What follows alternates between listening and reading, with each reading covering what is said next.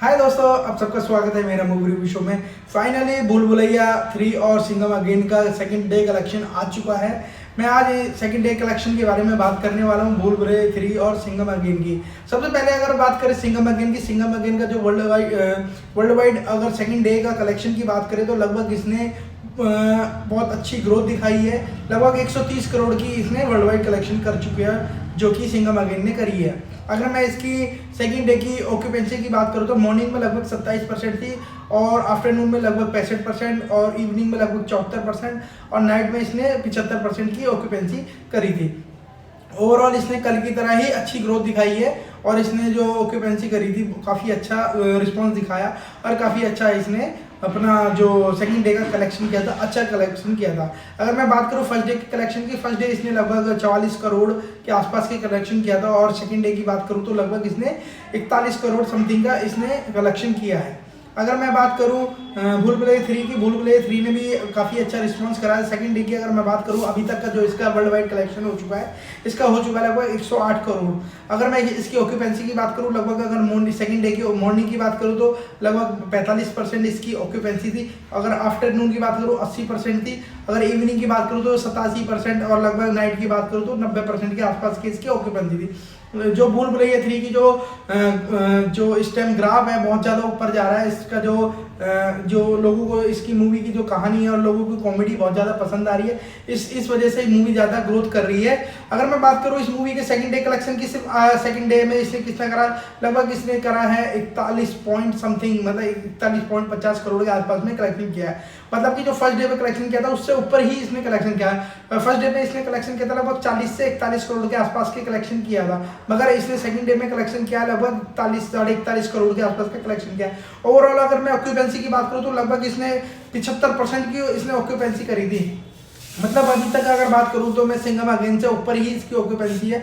Singham again की लगभग कल भी फर्स्ट डे भी इसकी लगभग 60% ऑक्यूपेंसी थी, और सेकंड डे भी इसकी लगभग 60 के आसपास ही है। अगर मैं इसकी बात करूँ, ये अभी भी 75% ही, मतलब सिंघम अगेन से 10% एक्स्ट्रा ही ऑक्यूपेंसी में चल रही है अभी तक। इसने सिंघम, देखो ये एक सिंघम 3 के बजट की और इसकी बजट की बात करूँ तो काफ़ी ज़्यादा इन दोनों में डिफरेंस है, हाफ से ज़्यादा डिफरेंस है। मतलब कि सिंघम 3 का लगभग 350 करोड़ का बजट है, और इस मूवी का लगभग 150 करोड़ का बजट है।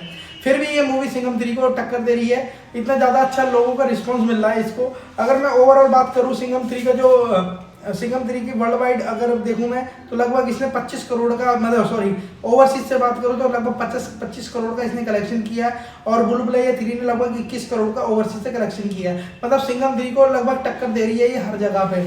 अगर मैं बात करूँ इसका ग्रॉस कलेक्शन, अभी जो सिंघम 3 का वो 105 करोड़ हुआ है, अगर भूल भुलैया 3 की बात करूँ तो लगभग इसका ग्रॉस कलेक्शन 87 के आसपास में इसने ग्रॉस कलेक्शन किया है। ओवरऑल ये इसको अच्छी टक्कर दे रही है। अगर इसकी मैं अगर एडवांस टिकट था आपको मैंने बताया था लगभग 80 करोड़ इसने 80 लाख इसने सिंघम 3 ने जो टिकट सोल्ड किए थे, 80,000 इसने टिकट सोल्ड करे थे, और भूल भुलैया 3 ने 110 मतलब 1,10,000 इसने लगभग करे थे टिकट सोल्ड।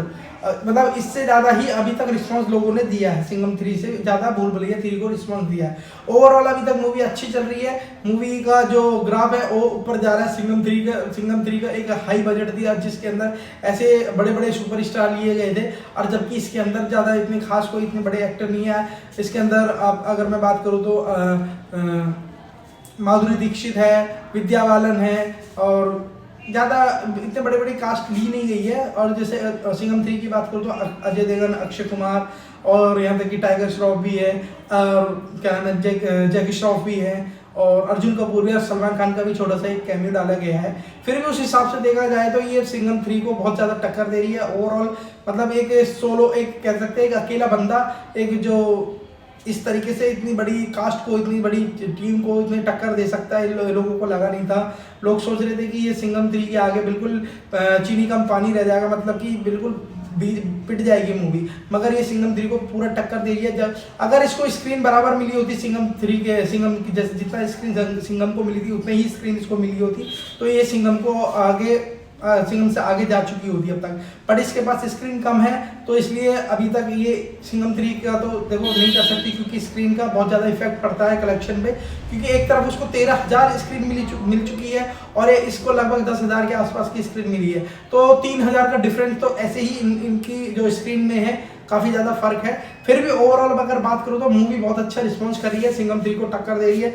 लगभग मुझे लगता है कि 2 या 3 दिन में ये अपना जो बजट है वो क्रॉस कर जाएगी और उसके बाद ये अपना प्रॉफिट बनाना चालू कर देगी। अगर मैं सिंघम अगेन की बात करूँ तो अभी इसको समय लगेगा, लगभग अभी 1 हफ्ता लगेगा पूरा इसको सिर्फ अपना बजट पूरा करने में, और उसके बाद ही फिर पता नहीं कितनी कमाई करती है, क्योंकि इसके पास सिर्फ संडे तक का टाइम है, क्योंकि संडे के बाद में वर्किंग डे स्टार्ट हो जाएंगे।